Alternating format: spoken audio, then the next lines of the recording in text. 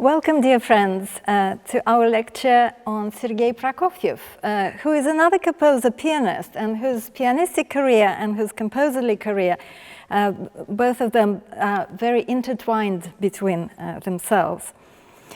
So we'll start, as usual, traditionally, with discussing Prokofiev, the pianist. And he was a prodigy, of course. So you can see him here, not quite grown up, with a vocal score of Die Walküre, of Wagner's opera, yeah, which he was studying, obviously. And he was a prodigy as a composer, but not so much as a pianist. He had a very engaged mother who was pushing him quite a bit. And during one of the summer stays at the estate where his father was working, she hired a composer, Reinhold Glier, to work with him. And they developed a wonderful system of summer work. Every day he would be about 8 hours of work, composition and studying various works and so on. But his piano playing at that time was still quite haphazard. So it was only when he got into St. Petersburg Conservatoire when he started working on his technique. And his teacher, his main teacher, was Anna Yesipova. I'm always glad to show you that there are women also in Russian music, and she was an incredibly important woman. She was a world-famous, well, European famous virtuoso, a performer of Chopin, very famously. And you see Madame Annette Esipov, you know, that's actually her advertising, yeah, some piece of music. But her style probably wasn't quite what Prokofiev would have wanted, and he wasn't quite a good representative of her school. So this is what she said: Prokofiev has assimilated my method only to a limited extent. He's very talented, but rather crude. And Glazunov, the composer Glazunov, who was at the time the director of the conservatoire, called him an original virtuoso of a new kind. I mean, I'm very struck by this idea that they already perceived that he was a virtuoso of a new kind. And this is what we're going to talk about, that he introduced not just new compositional techniques, new kinds of music, but also a new style of piano playing. Yeah, and he said he's trying to produce the effects which are often beyond the piano's abilities, often at the expense of beauty of sound. So, big subject. Yes. So this is just a wonderful story with which everything begins. It's the story of his first piano concerto, and I put it here on the slide for you. I'm not going to read it out, but it roughly goes like this. Prokofiev decided to graduate from the piano faculty by playing his own piano concerto, and that was completely unprecedented. So he wasn't sure that he would be allowed to do that. And they said, well, okay, you can do that if you also play the Tannhäuser Fantasy, yeah, by Liszt, which he had already played with his recital, but he had to play it again. And just to make it even more ambitious and, you know, just shows you his character, he got it published just before the exam, so that all the members of the committee had the score of it newly, freshly minted, yeah, and could look at all these dissonances, yeah, that they so abhorred. So, yeah, and it was a complete triumph. He won a grand piano as a result of this competition. Yeah, and that is the recognition, I think, of the level that he achieved as a pianist. So just to give you a sample of his playing, this is not the first piano concerto, which he didn't record, but it's one of his early pieces, Suggestion diabolique, which means demonic possession.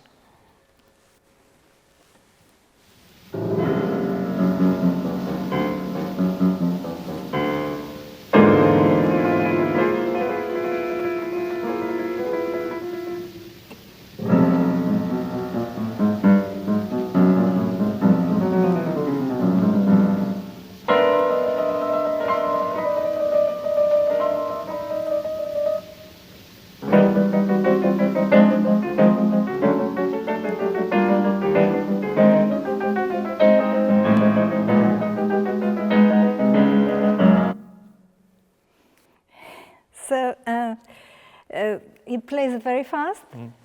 Very well, actually. Yeah, very well. And you have this rhythm, yeah, very sort of sense of rhythm that everyone remarked on. So just to show you the overall plan of his life, I mapped it out for you, and to show how the piano playing was connected to his composition. As you can see, his life is in 3 parts. Yeah, we have Russia, then we have 20 years in emigration, and then he goes back to the USSR and spends another almost 20 years there. And you can see that most of the concertos are concentrated during his period abroad. Yeah, and most of the sonatas were written before and after. And there is a reason for that, because he really developed this new idea of performing his own piano concerto as a kind of marketing thing. You know, he was getting triple fee if he was doing that. So, because he was doing that, other composers also started doing that, and that's why Stravinsky, I think we talked about it last time, that's why Stravinsky also decided to write a piano concerto and travel with it. And Ravel wrote a piano concerto, it didn't quite manage to play it. But, but nevertheless, that was the idea. That's why you have all these concertos there. Yeah, but the sonatas, as you can see, he wrote sort of 6 early works that I'm not even numbering, yeah, without opus numbers. Some of them were then reworked into numbers 1, 3, and 4, but number 2 is new, and then there's only one sonata, number 5, during the period of emigration, and then the most important probably, yeah, the 3 sonatas, 6, 7, 8, that he wrote in his Soviet period. And again, there is a reason of why they are so ambitious and so big, and that's actually the opposite reason. That's possibly because he didn't have to practice anymore, because the whole raison d'etre of his coming back to the Soviet Union, he was told by the officials, you will never have to practice again, you will never have to tour again, you will be able to concentrate on composition completely. And that was something that he indeed did. Yeah, so just sort of to finish this story of his piano playing, the last one he performed, he premiered publicly was the 6th. Yeah, and after that it was Gilels, Richter, yeah, and other wonderful Soviet pianists that were interested in his music. Which was very much later, of course, than when he wrote the 2nd sonata. Yes. Very much later. Even the photographs make him look a lot older. Yes. And actually, I don't think Prokofiev was the only one, but I think composers around that time, when they were very young, tended to say things that were very anti-establishment and gave the impression that they wanted everything to be different and they were rejecting the past. And I suspect that particularly Prokofiev and Bartók, those 2 more than any others, came back to the past when they were older. And I think we tend to remember them for what they said when they were young, kind of immature. You know, I think I remember a quote from Prokofiev, which was that the time had come to do without Mozart, and that Chopin was dead and buried and we should forget it. Well, of course he didn't believe that later at all, but it's when he said it that he's remembered for. And I think that's a shame. But Bartók had the same experience, I think, because they're both very much mellowed when they were older. And it's very obvious that they looked to the past for huge inspiration and received it in their later music in particular. But before we get to the 2nd sonata, which is what our first musical story, we are going to talk generally of how his music was received, how this early music was received. And he was called Enfant terrible. Yeah, so this is actually a lovely painting of him by his son, Oleg, yeah, which presents him as this somebody who really wants to annoy people. And he did annoy people. And I have a selection of quotations here. Yeah, where people say that his music hails from the 4th dimensions, that this is actually about the 2nd sonata, yeah, the andante and the finale are wild orgies of harmonic incongruities, yeah, that his talent may be healthy. It's actually, everyone was always saying that his talent is healthy, but it's been warped, yeah, by modernism, by the clutches of modernism. Some people felt revolted by this music. Yeah, one of the critics say these pieces left a revolting impression. They are like a hideous tumor on the body of Russian music. So that's just the strength, yeah, of the opinion. that persisted all throughout the period before 1917. That's not weren't all of them, but nevertheless they underlined the barbarism. Yeah, they always compared him with a savage. There's some quite racist comments even, yeah, that people have made both in Russia and outside Russia, trying to explain this rhythmic propulsion. Yeah, that they actually Bartók had as well. I was trying, I told you about this, I was trying to find out whether Prokofiev and Bartók knew of each other, yeah, because they both created this very percussive style of pianism, which was described as barbaric. And it seems there is not a single comment from either of them, as if they existed in parallel universes completely, you know. So it's very difficult who was first, to say who was first, yeah, to come up with that. It's hard to imagine that they wouldn't be aware of each other. But one was Hungarian, the other was Russian. Perhaps there's something there. And they would have met in Paris possibly, you know, but that's the truth. Just, you know, again, before we get to the second sonata, I wanted to mention two influences, because it's obvious that he was influenced by Scriabin. Would you say that that was true? Probably in the first sonata you can hear that. And he admired Scriabin a lot, but it was a very different thing, yeah, so he didn't quite follow him. And he admired Rachmaninov as well. But I think the two people that have something to do with it who are much less known are Rebikov, Vladimir Rebikov, and Nikolai Medtner. So Rebikov was also this notorious modernist who was kind of inventing things like this one. This is a piece which all moves in these parallel, strange chords.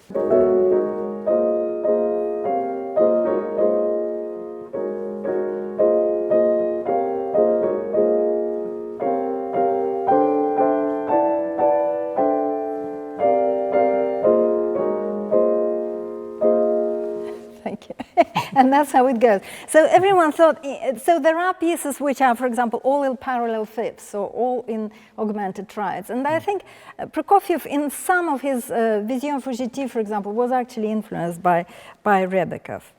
Yeah. And another one is Medtner.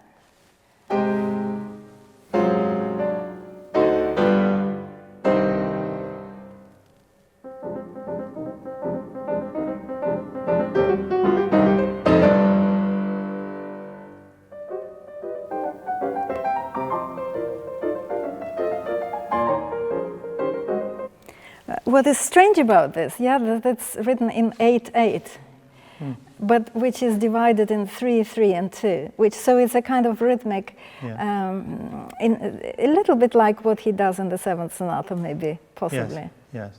And actually, there's a certain, I don't suppose it's an influence, but there's a certain suggestion of jazz there, isn't there? As well as Bartók doing very much the same kind of thing in his Mikrokosmos.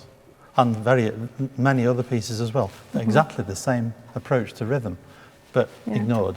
But yeah, but so he wasn't alone, yeah, in that period. But talking about the second sonata, it's a wonderful piece which was written in 1912, yeah, and that's kind of the first one which really breaks into Prokofiev's style. And another critic said that he was a humorist, yeah, that he is a composer who was able to create music that was humorous. And we didn't have that in Scriabin, we didn't quite have that in Rachmaninoff. So that is something new, and that's which stays with Prokofiev. Well, a different personality, very much so. But the fact that he admired those two other composers very much, of course, doesn't mean that he would be the same in his approach at all. This sonata presents me with quite an interesting dichotomy, and it always has done. Well, actually, the whole of Prokofiev's output, really, but this one, because it's early, it's therefore from the period in which he was thought of as being barbaric. And yet, it's very light, generally speaking. And one thing that I can tell you from my own experience of being on juries of competitions is that this sonata is played quite a lot. And it's played as if whenever the composer, and this would apply to Bartók as well, whenever the composer writes polka forte or anything that's relatively moderate, so many pianists see it as a green light to smash the living daylights out of the piano, as if it's all not an excuse, but an opportunity is provided by anything above, let's say, mezzo piano, to play very loudly and rather unpleasantly. And actually that completely loses the humour. And I've mentioned it to plenty of people. We've chosen, by coincidence, the fourth movement of this remarkable sonata. There isn't a single fortissimo in the whole movement. And there's only one, I think, or maybe two, earlier on in the piece, in the sonata. I think we're having a little trouble with our electronics. It's all right. It's all right. Go ahead.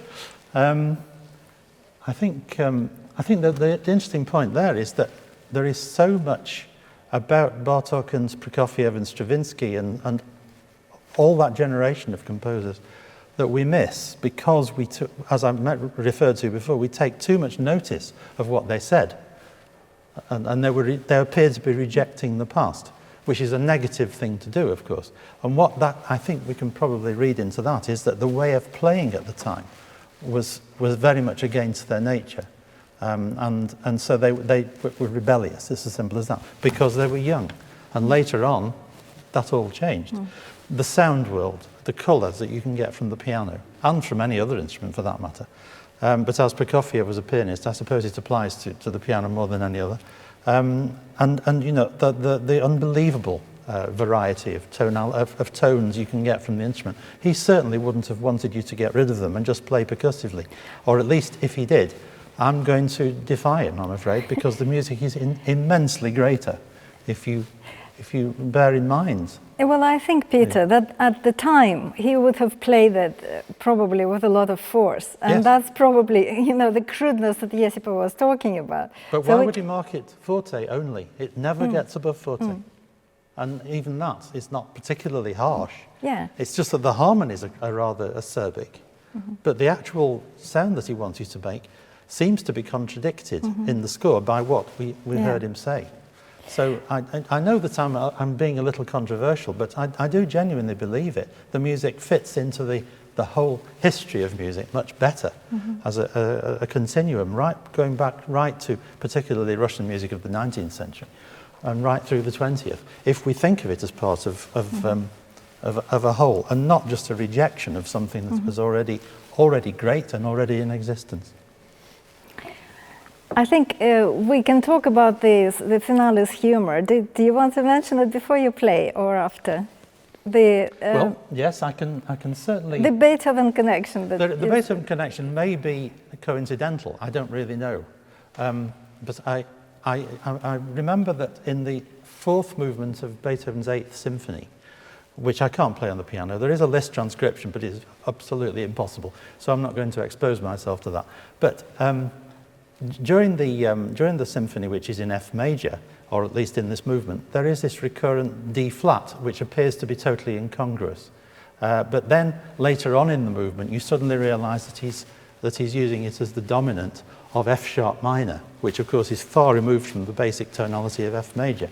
And I think Prokofiev copied it.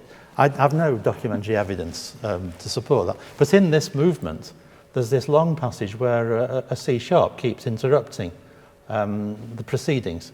And I suspect it's the same idea. And I'll just play a little bit of that just to demonstrate what I mean.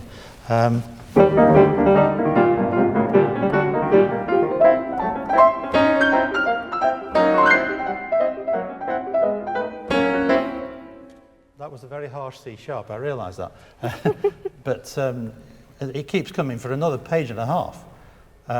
And it doesn't seem to have any place in it, this note that just comes out of nowhere every few bars. And then at the very end of the next page, it goes... and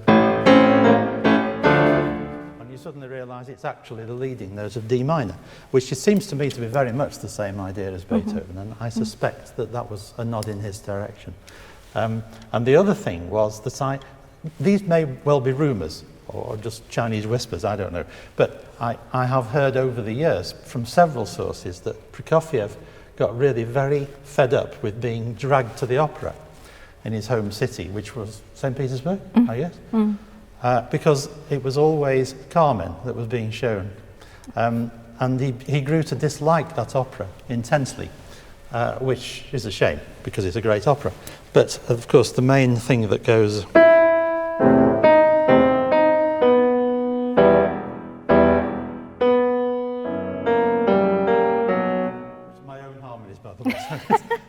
But that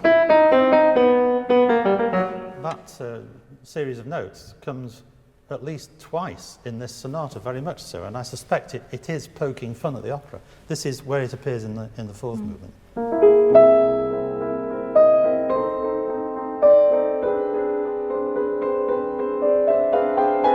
Etc. And it's much more extended in the first movement. I can't imagine it's a coincidence. Right.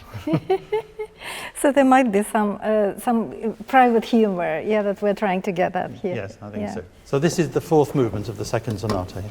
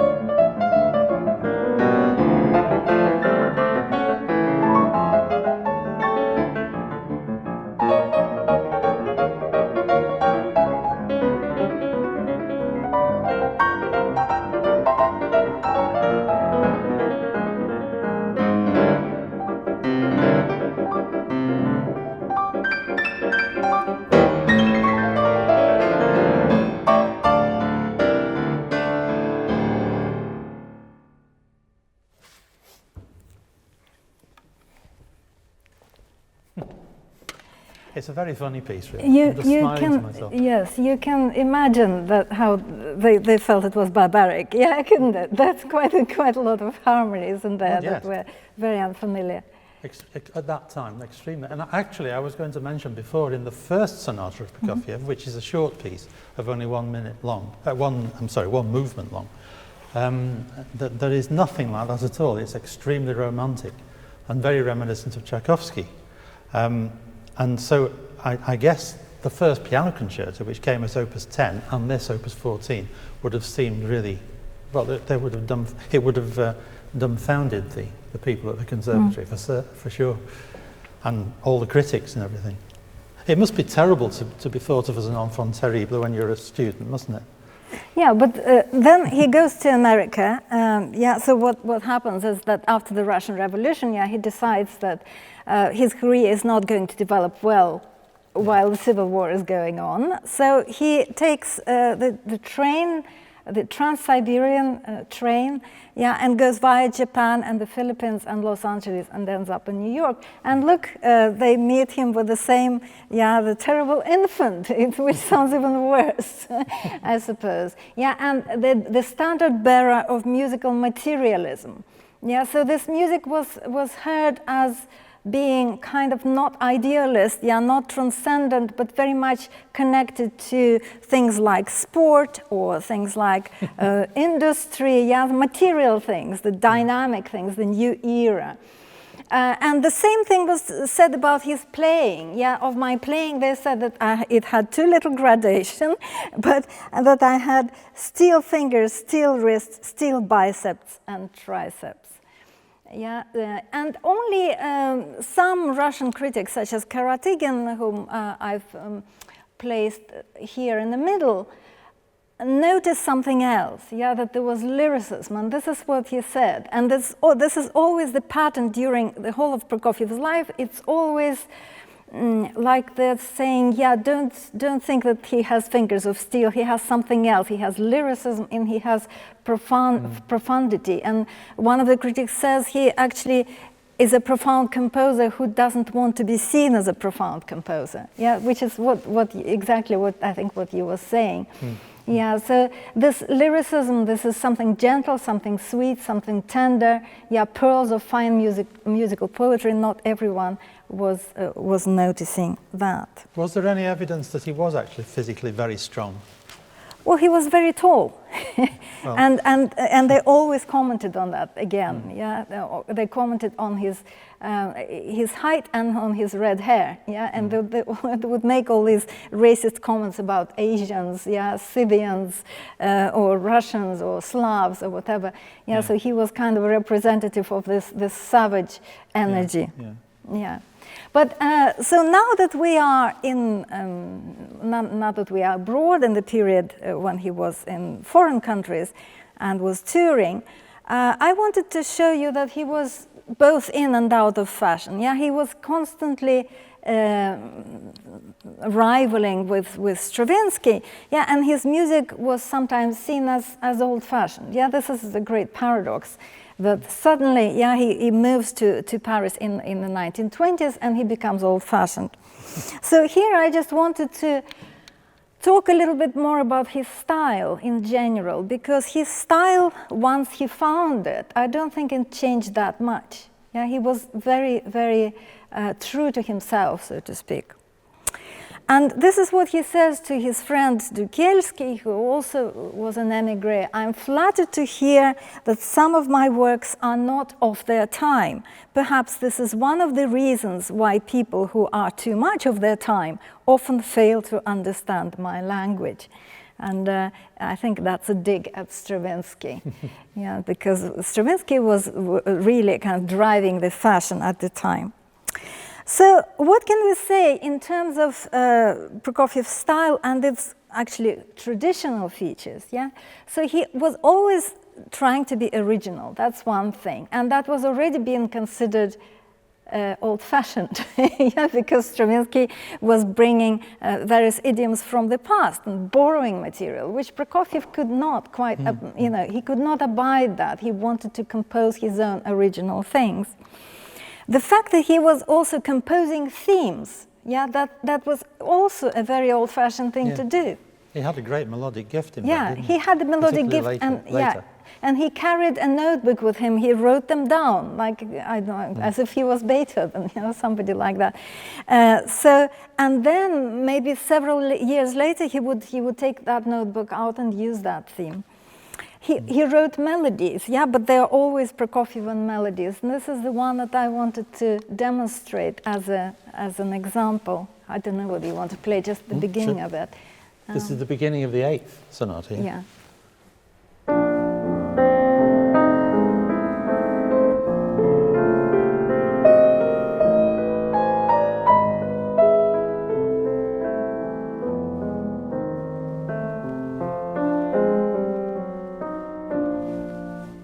So it's a melody, it's the opposite of a Rachmaninov melody, which always goes step by step. So this is a melody that has huge intervals. It goes up in huge leaps and then comes back. And it's always has a huge range. So it's not something that is easy to sing, and it's quite hard to remember. And also because he doesn't want to use the cliches. He changes them. So it's when you're trying to remember it and sing it, you get it wrong, because it's sort of slightly off. And I also think another feature of Prokofiev's melodies is that they're hard to make sense without the harmony. So to talk about the themes, we also have to talk about harmony. So, or tonality rather. So. And this is another thing, that Prokofiev was and remained always a tonal composer. He was absolutely, even though some of the passages in the 7th sonata, are almost atonal, but there is always a center. And that's not all. It's not just that he is using tonality and that he is using chords, but these chords have conventional functions. He actually has cadences. So which create tension. So we kind of know that we are moving, towards the cadence, gradually edging towards it, and then, it finally arrives. And it creates this suspense just as Beethoven would do. And it's amazing to do that in the 20th century because almost nobody does that. Even those people who write tonally, they would usually not use functional harmony. And it's his favorite key is C major. Am I right? I think so. Yes. I think he wrote probably about 100 pieces in C major. And so this is the Sonata No. 5, which moves, and you can hear it from the tonic via an array of keys, which are all the keys they don't expect, but it always comes back. So you kind of sense when it's going to come back to the dominant or to the tonic. I don't know whether you want to play that one. I'll certainly play that in a moment. I'd like to say that it's one of my favourite pieces of Prokofiev, No. 5, almost never played because it's very enigmatic and it doesn't have any of those sort of grand virtuoso gestures that one associates with 20th century piano composers. And it's the only one of the 9 completed sonatas that he wrote outside Russia, as Marina mentioned before. In other words, he probably, when he was in Paris, he probably felt a sense of competition with the other composers who'd settled there, which did include Stravinsky and many other very big names. There is an element of this piece that's a little bit like Stravinsky, but I think it actually is very French. There's also Poulenc, I think you can hear particularly in the opening of the sonata, and several other influences are there. He's not quite so, well, what's the right word? He's not like a bull in a china shop at all in this piece, put it that way.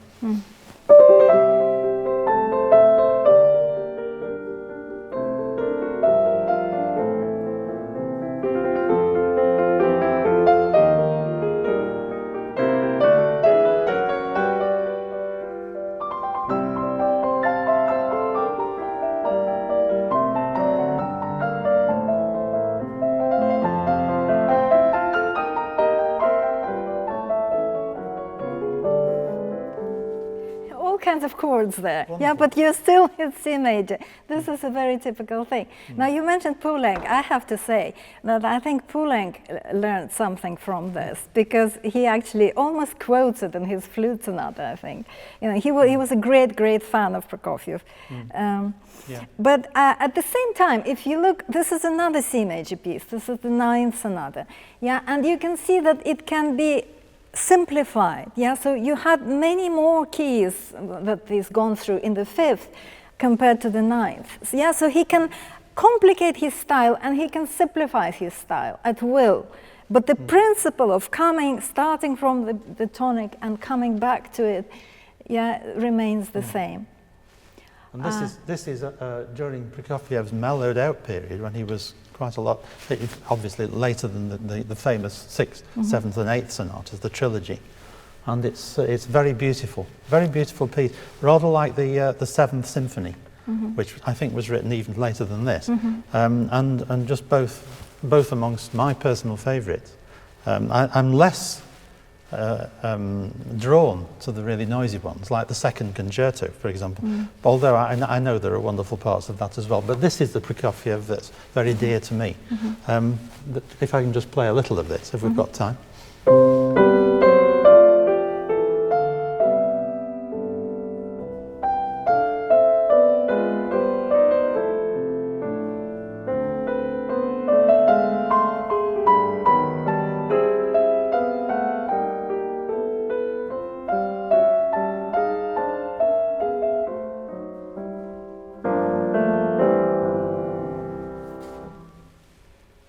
It's gorgeous, really, isn't it? Yeah, and you can say it's almost conventional harmony, but there are these little touches, that tell us that it's Prokofiev. Yeah, so that is very typical.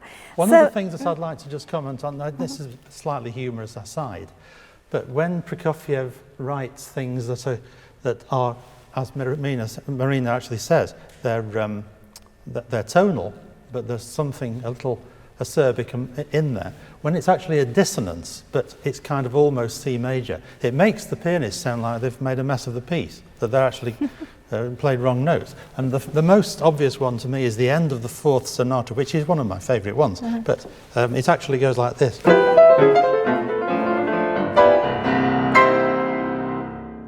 that last chord in particular, it sounds like it ought to be that, doesn't it, really?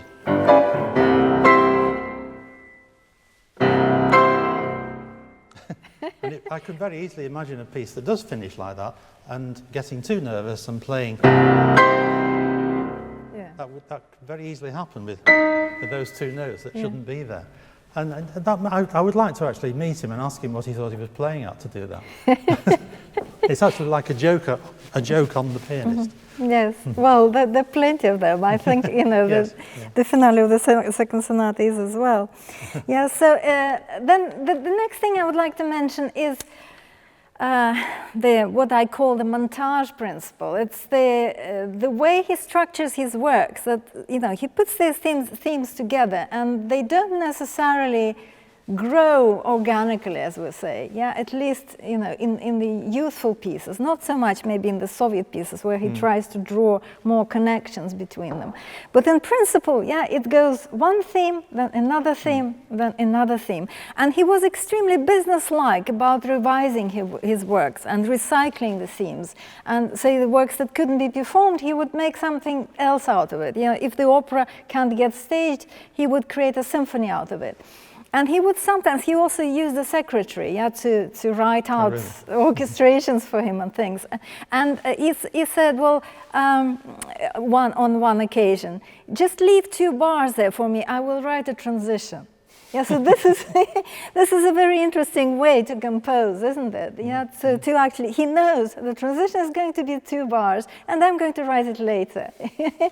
So there is something businesslike about kind of arranging these things into this montage of themes. Now what I wanted to mention are different kind of images or different topics, as we can call them, musical topics in his music that keep recurring. And one of them, I like calling it machine music because it was so much connected to the age of industrialization all over the world, and the fear of the machine and the worship of the machine. So I wanted to play you a little bit of the very famous film Metropolis by Fritz Lang from 1927 with the original score, where you will hear this topic.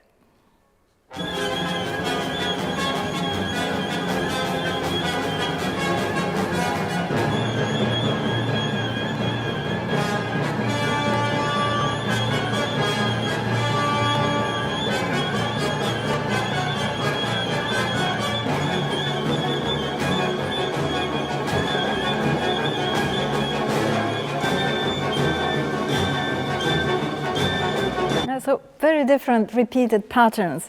Yeah, so if you look at something like this, yeah, this is the sixth sonata. I think this is very much, if you ask what the sixth sonata is about. Of course, it's music that is abstract, it doesn't have a program.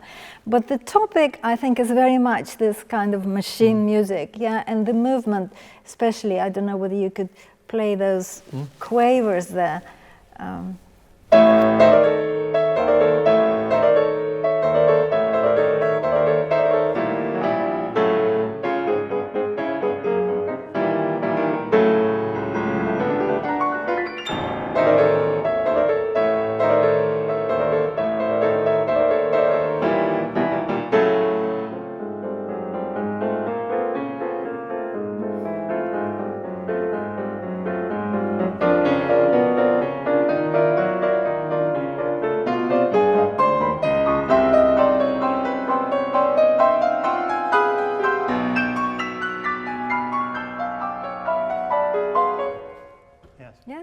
It is that kind of energy. And this is a very good moment to mention the possibly misunderstood nature of all those three sonatas, number 6, 7, and 8, particularly the first movement of this one, and also the third movement of number 7, which we'll hear later on. They were described many times as the War Trilogy, and I think they were also interpreted as a kind of anti-Soviet protest on the part of Prokofiev as well by a lot of people, failing to realize that actually Stalin was extremely supportive of these works, and I think he was at least one of the first performances of them, maybe more than one, I don't know. I dare say there's more to the story than that, but that was... Don't steal my story. And the main reason for mentioning it is that particularly in the case of this movement, the first movement of number 6, there is very definitely a feeling in my mind that it's about the industrialization of the 20th century and represents, as you were saying, Marina, about Metropolis and all the rest of it. It's actually machines. It's nothing to do with politics and it's nothing to do with war, really. Yes, yeah, absolutely. And I think agree that changes the way you play it, of course. Very much so. Yeah, I absolutely agree. But there's also this thing, yeah, that this very famous colpugno, where you have to strike the piano with a fist. Which sadly doesn't work, because your fingers are much stronger on the keyboard than any fist could ever be. Right. You do that, it's just... yeah. You can actually hear the sound, the actual harmony there. And yeah, I think it's but very I mean, important to do if it was an orchestral piece, you would have like a huge sheet of metal being thrashed at that point, or something like that. Yeah, or a bass drum maybe. Yeah, a big bass yeah. drum. So it's a kind of it's a symbolic thing, and the interesting thing is that in the Soviet editions they took that out, that remark. I think because that was too offensive. Yeah, they didn't want to damage the Soviet pianos, I think. Well, I think I support their approach. Right. Okay. Only on that. I should say. Then the other one that is also very typical is what I call devilry, yeah, and what we heard already in this demonic possession or suggestion diabolique, yeah. You have to remember that Prokofiev also comes from the time of symbolism, yeah, the time of Scriabin and the time of these spiritist seances, yeah, when they were trying to talk to the spirit, and he was always fascinated by this. He somehow almost believed in these evil forces sometimes, so much that he wrote a huge opera about this demonic possession, which is called The Fiery Angel. And I wanted to play you just a little bit to give you the idea of what kind of music is written for this possession.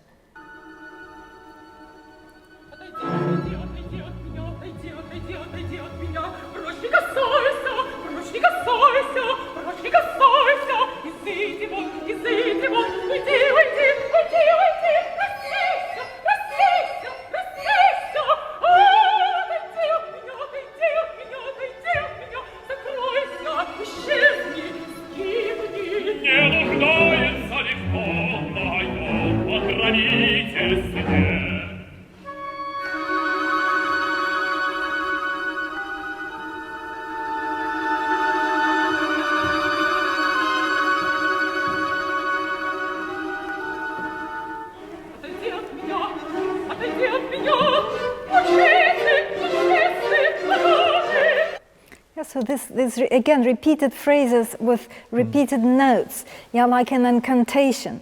And I find that too, I don't know whether you will agree, but I find that all things like that with repeated notes that appear in piano sonatas refer to that topic, yeah, of some kind of terrible anxiety or possibly even demonic possession. I think in the sixth sonata I can hear this very clearly.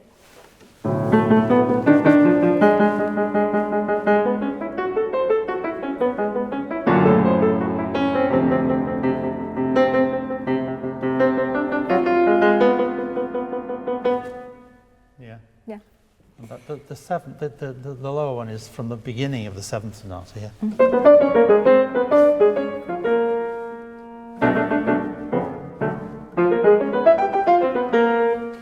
I don't know. That one may be a bit less, but I think they're all related, to that. Yes.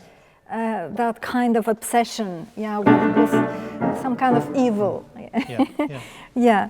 So, I think this is. I just put this for fun because we were demonstrating Scriabin's ninth sonata a couple of lectures ago, and I think there is a quotation of that in the sixth sonata.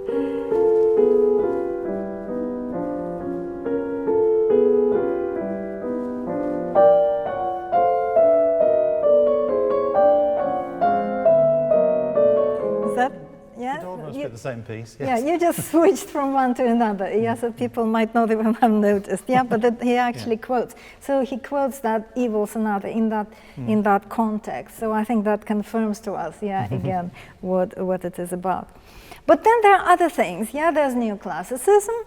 There's of course the thing with Neoclassicism is that Stravinsky managed to somehow patent it. Yeah, as we discussed last time, and Prokofiev was actually the first person to do it properly in his classical symphony in 1917. Yeah, so he was a little bit upset by the fact that Stravinsky's name was always connected to Neoclassicism, and Prokofiev, felt he was missing out, and he didn't quite believe in the kind of thing that Stravinsky was doing. But there is quite a lot of it, though. He does it in his own way. Yeah. So, for example, the beginning of Sonata No. 4 is a kind of minuet with trills, and he quite likes things like that, minuets, gavottes, dances like that. So that's one part of it. Or the beginning of the Sonata No. 5 finale. It looks to me as one of Mozart's sonatas. Yeah, if you're not wearing the correct glasses, you might. Actually confuse it. It's very noticeable that almost all our excerpts are gentle music. They're really very, innocent sounding a lot of the time, and very, very underpowered, and very much against the image of Prokofiev. Yes, I'll play those.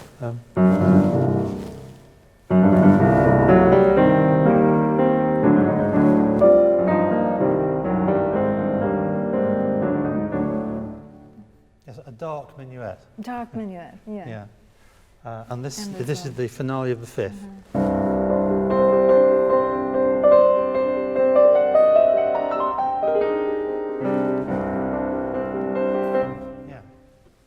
I can't remember quite which Mozart sonata it reminds me of, but there is one line.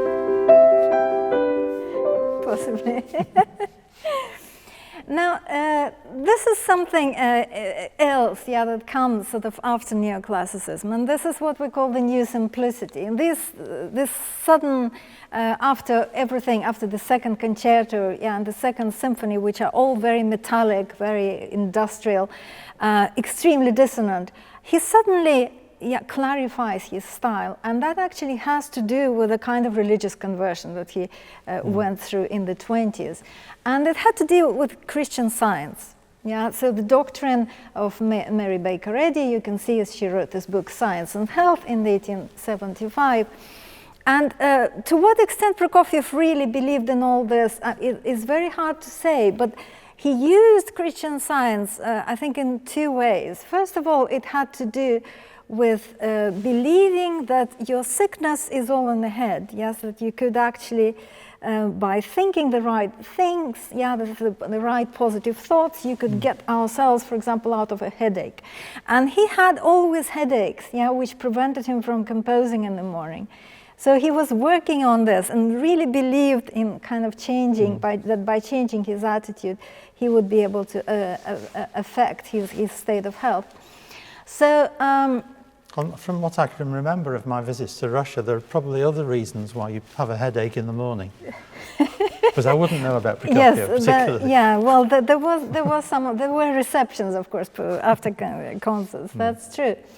And this is one of the quotes. As God is the unique source of creation and of reason, and man is his reflection, it is abundantly clear that the works of man will be better the more closely they reflect the works of the Creator. In other words, the nearer they come to him. I must unflaggingly hold on to this thought all the time I'm working. One should not work unless one feels oneself to be sufficiently pure. So he starts looking for purity, and he actually tells us that these two pieces, very enigmatic, which are called Things in Themselves, are connected to Christian Science. Because things in themselves are these ideas that exist in the world. Christian scientists will tell you the material world doesn't actually exist. So he really believed that these pieces were the beginning of something new. And he also was now embarrassed about the fiery angel and all that devilry. So he really has the conflict between the evil side, that was fascinating him, and this purity that he was trying to develop. And I don't know whether you would agree with me, but I think the Ninth Sonata, which you already demonstrated, might have to do something with this idea of purity and healing, because he was very sick when he wrote it. It was 1947, it was after his fall, he nearly died. Since then, he never quite recovered until 1953 when he actually died. So that is something that I cannot prove, because the Prokofiev's diaries do not go into the Soviet period. We don't know whether he kept him or whether he destroyed him, so we have no way of accessing that information. But it might have to do something with this idea of purity and healing, and it might be that during the Soviet times he was also kind of practicing Christian Science for himself. But I would say that, just speaking without having really thought about this before, but there are lots of examples of purity in his earlier music as well. And we've already been through some of them. But could I play you a little excerpt from the Fourth Sonata? And if there is anything that completely contradicts the sort of stereotype of Prokofiev as a pianist, this has to be the greatest example.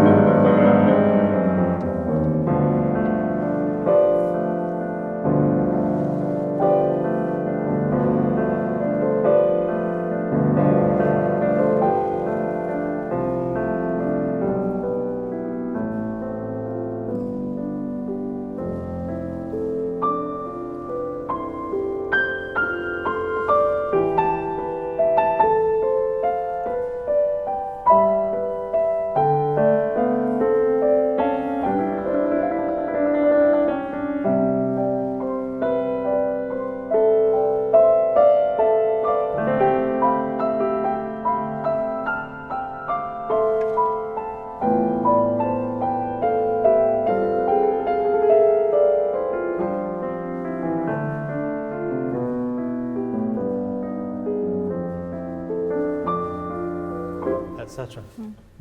Absolutely wonderful passage, I think. And yes, again, so, very gentle. Yeah, so you might be right, yeah, that he always wanted to write themes like that. It's just at that point he decided that it was also ideologically correct to do that, I suppose. Well, yes. And he turned away from his original personality, which is essentially what I said at the beginning. I think that he reversed his approach from that thing that he's remembered for, which is casting out the past. Very much so.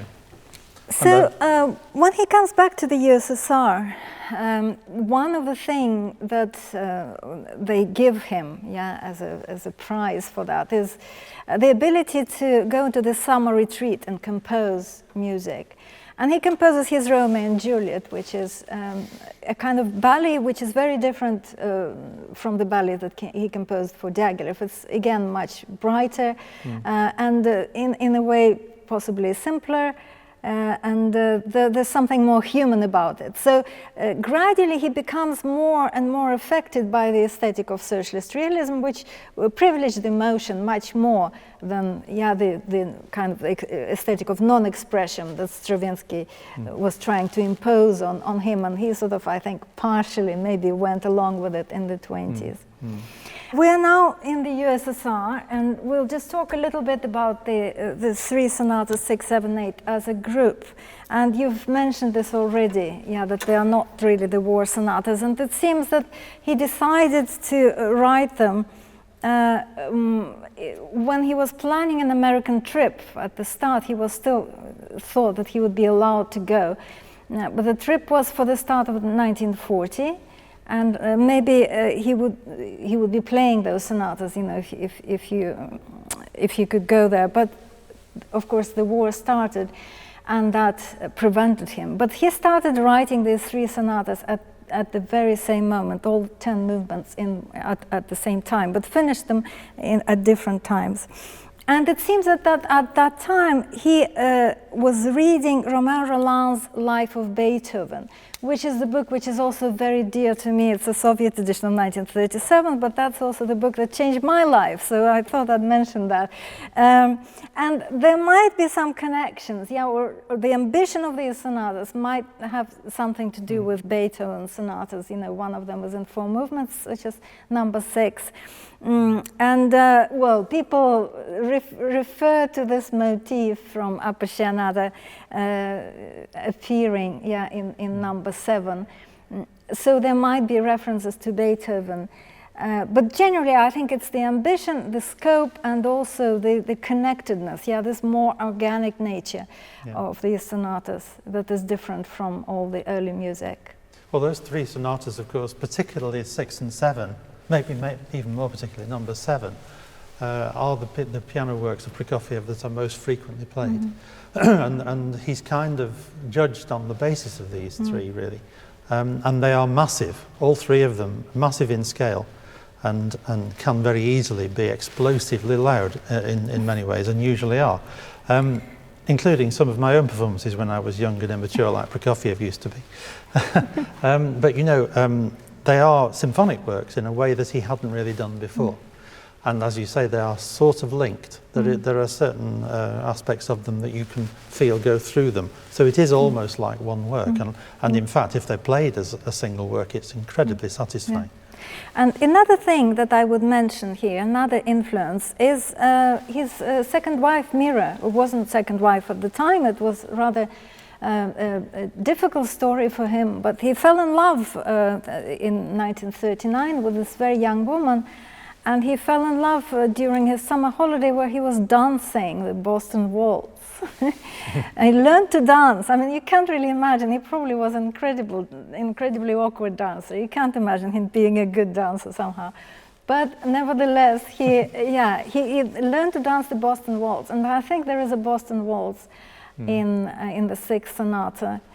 The 8th sonata, even more explicitly, is connected to Mira. He says that the first theme, which he already played, came into his head when he was walking with her. And it also contains quotations from 2 works that couldn't be performed at the time.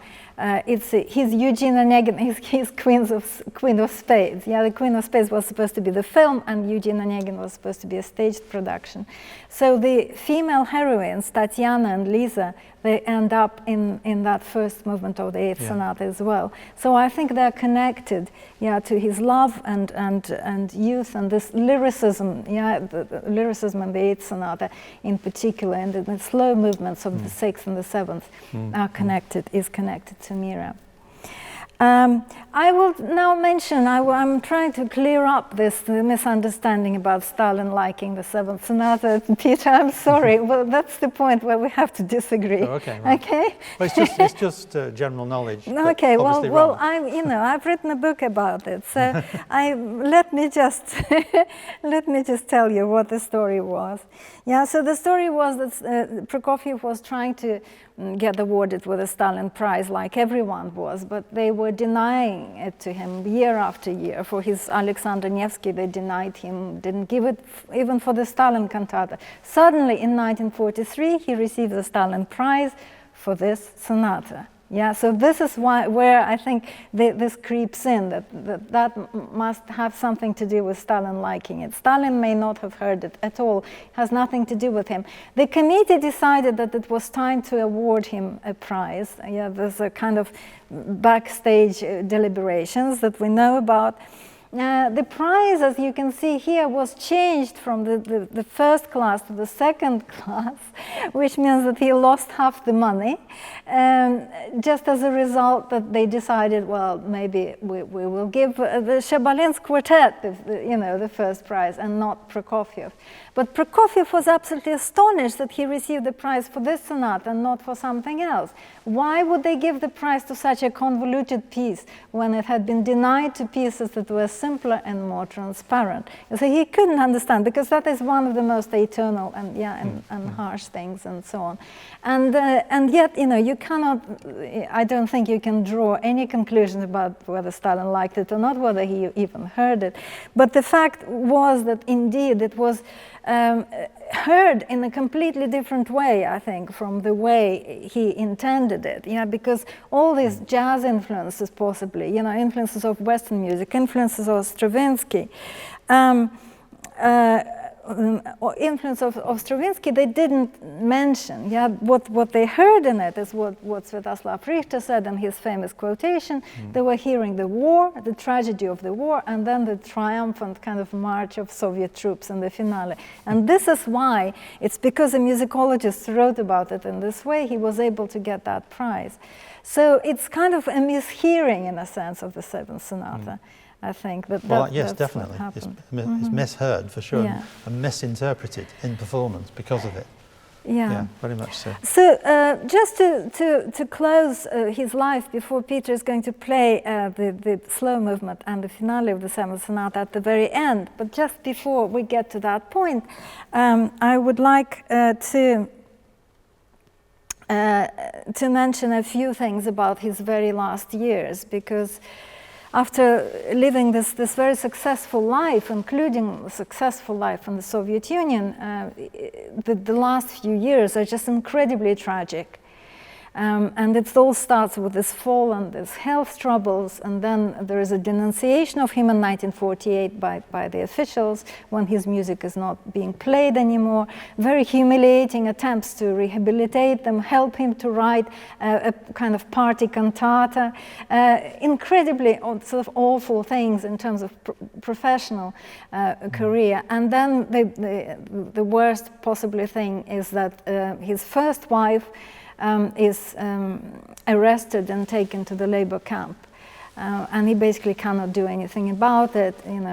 His children are maybe not quite grown up. He can't really help them. It's an awful situation that you just cannot imagine. So the combination of these things made his life extremely difficult. But he was focusing on composition despite not being allowed to compose because of his condition. He was stealing little napkins so that he could write his themes on when he was in hospital.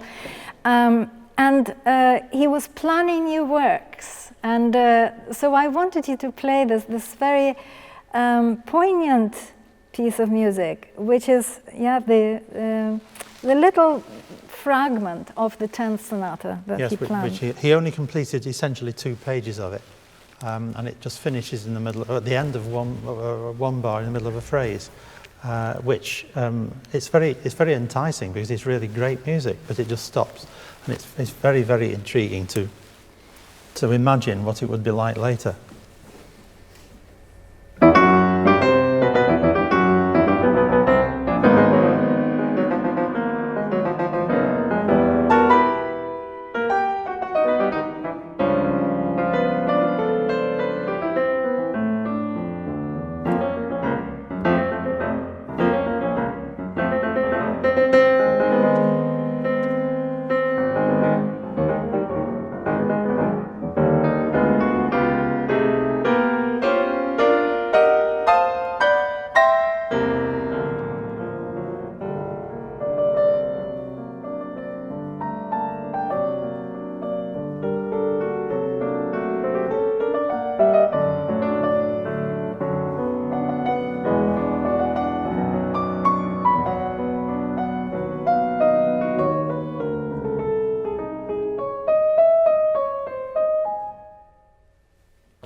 Where it stops.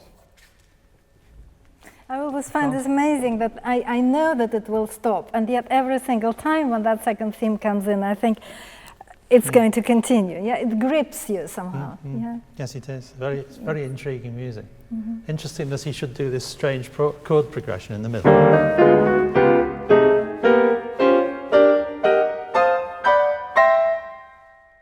And then go into something in G minor. Which, that is actually a quote from one of his sonatinas from much earlier, that strange chord progression, which is verging on the atonal, isn't it? And totally different in style to the rest of it. I wonder what would have happened had he finished it and revised it. There are so many examples of that, there aren't there? So, across the ages of composers who, we can only imagine what they would have done next. Yes, but the idea is to finish with something that is more uplifting. He's already done. I have a question. Well, first of all, I'd like to point out something, and then I have a question. This famous rhythmic sequence from the final dance of Stravinsky's Rite of Spring. I'm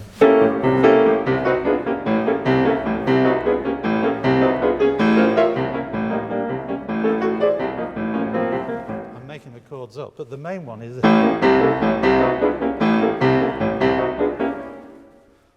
which is a timpani part, of course. In the 7th sonata of Prokofiev, the finale essentially is obsessively around this motif.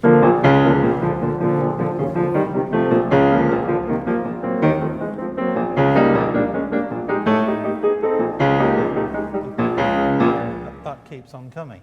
And of course, it's several decades later than the Rite of Spring, but it very definitely a quotation. Absolutely, I completely agree with you. I know that I learned it from you, but I already put it in one of my articles.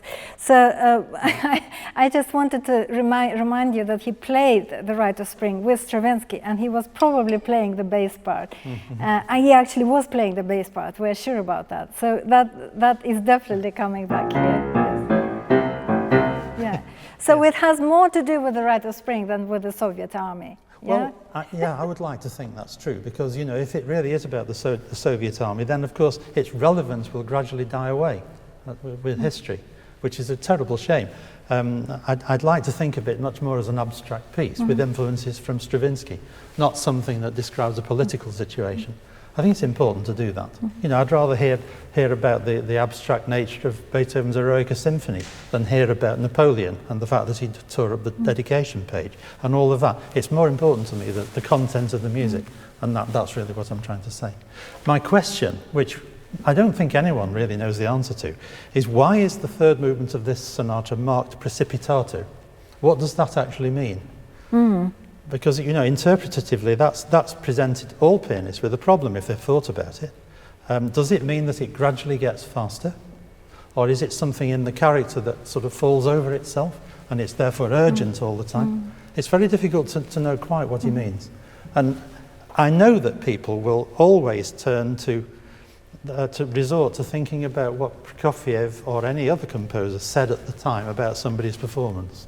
Or if there's a recording that he approved of, then that must be right. I actually don't believe that as a philosophy generally. I don't think it works at all like that, because all the composers I've ever known have been incredibly grateful that you're playing it at all, and would never comment in any great detail on anything like that. So I just wonder whether our traditional performance of this piece is actually wrong, not to start slowly and get gradually quicker. I've never tried it, and I've played it quite a lot.